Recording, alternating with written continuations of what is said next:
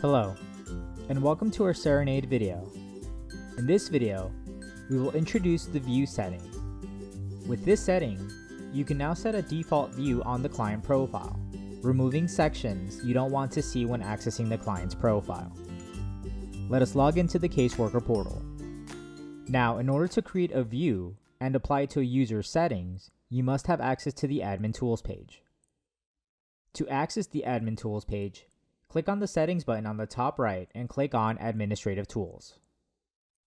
We are now in the Admin Tools page. We will first want to create a view, and from there apply it to our profile. To create a view, go to your application settings.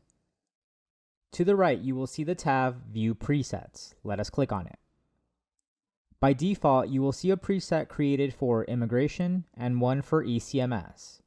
You can edit these, however, let us go ahead and create a brand new one by selecting Add View Preset. A pop-up box will appear. We will give this view a name. And from here, we will check the areas we wish to see for all caseworkers, or leave areas unchecked if you do not wish to see this in the client profile. For this example, I will go ahead and only check passports and click on Save. We have now created a view, but we still need to apply this to our user's profile. Let us go back to the home page of the Admin Tools page and click on Users. From the Users section, click on the Edit button next to your profile. Once inside your user's profile, scroll down to your access rights, and the very last setting is View Access with the drop-down menu. When we select it, we will see all the view options we have. From here, I can go ahead and select the one I just created. I will go back to the top and click on Save. If I were to go back into a client profile in the caseworker portal and I click on the Documents tab, the software has now removed all the document options and only left passports.